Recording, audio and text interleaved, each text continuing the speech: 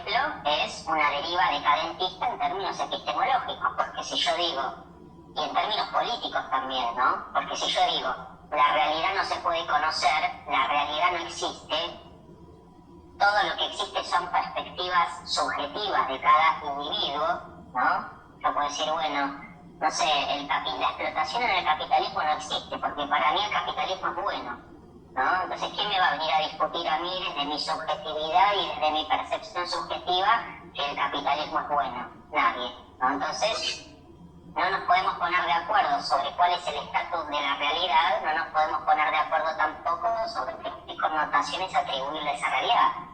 Ahora, si este es uno de los diagnósticos posibles que hace la filosofía posmoderna, por ejemplo, la idea de que la realidad no existe, por lo tanto no podemos conocerla, imagínense qué queda para quienes se proponían transformar esa realidad. Es un sinsentido que nos propongamos transformar una realidad que de suyo no existe,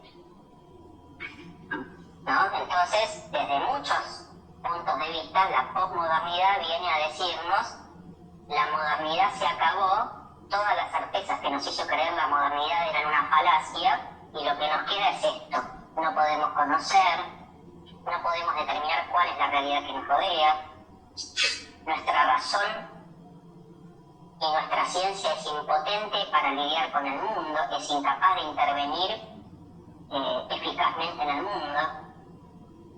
Esas son un poco las cuestiones que se ponen en juego con esta idea de que la modernidad ha terminado y nos queda por delante la posmodernidad. Y la mayor parte de esas coordenadas y de esos valores diferentes terminan en una especie de escepticismo y de decadentismo bastante marcado, lo cual en última instancia es una ideología poderosamente conservadora y profundamente conservadora, ¿no? Porque, como les decía recién, si yo digo la realidad no existe en términos epistemológicos, ¿sí? No podemos determinar si existe o no la realidad, tampoco podemos proponernos transformarla. Entonces, ¿qué es lo que queda? Bueno, lo que hay, que no lo podemos conocer ni tampoco lo podemos transformar. Es un discurso, me parece, apologético, claramente apologético y conservador sobre el statu quo. Lo que pasa es que no se dice abiertamente esto, porque es mucho más académico hablar de la perspectiva sociocultural de cada sujeto, y que son todas elaboraciones culturales o representaciones de un objeto que no podemos determinar si existe o no, que sería la realidad. Eso quizás diría un filósofo francés como François Lyotard, que es uno de los padres del concepto de posmodernidad. Bien, ¿alguna otra consulta? ¿Alguna otra aclaración que necesiten sobre la bibliografía? Profe, perdón que me interrumpa. No sé si interpreté bien el texto de Regine Perdue, el capítulo 9. Ella tiene cierta confianza en el conocimiento científico objetivo de la historia, ¿no? Ella dice que simplemente hay que recurrir a las fuentes. Sí. Yo no sé si estoy muy de acuerdo con eso. No quiero subestimar a Regine, ¿no? No la conozco. Pero digo, incluso las fuentes, ¿no? No siguen siendo no siguen teniendo cierto carácter literario en relación a la historia. O sea, ¿es posible una historia objetiva? Porque las fuentes no dejan de ser un registro de cierto sector social que tuvo la posibilidad de documentar, ¿no? E incluso de cierta interpretación. Yo no sé si es posible decir que bueno, esto es considerar como que la realidad no existe, ¿no? Hechos hay, lo que pasa es que ya están interpretados. No sé si comprende mi pregunta, no sé si es una pregunta, es una inquietud. No, sí, es una inquietud válida y además se corresponde con algunos lineamientos, algunas tendencias que en algún momento se han planteado en la historiografía.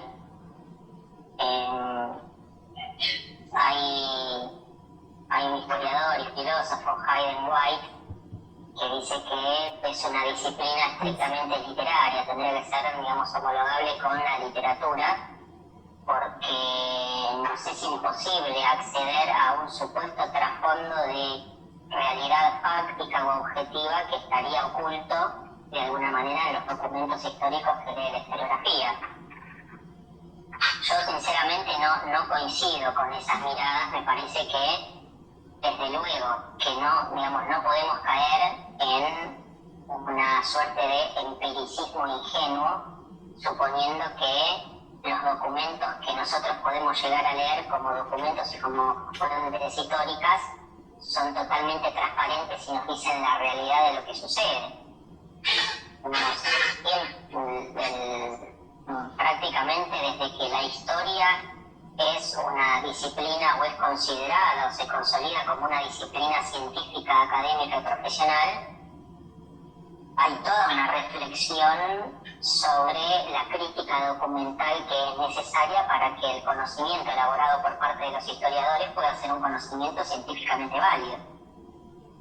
Sí, el problema es la ingenuidad cuando se leen documentos suponiendo que los documentos no requieren esta reflexión o esta elaboración crítica sobre de dónde viene este documento, por qué se expresa de esta manera, por qué este documento fue conservado frente a otros. Hay toda una cantidad muy extensa de interrogantes que el historiador o la historiadora tiene que forzosamente hacerle a los documentos para poder convertirlo en algo válido en la construcción de conocimiento histórico.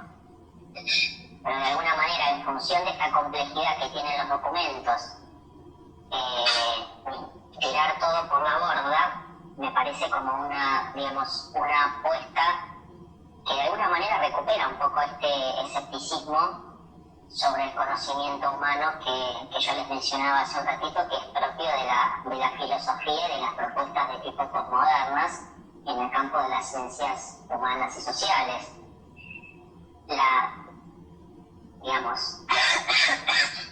Primero y principal, los historiadores nunca trabajan, ahora se va a terminar en algún momento el Zoom y seguimos, ¿sí?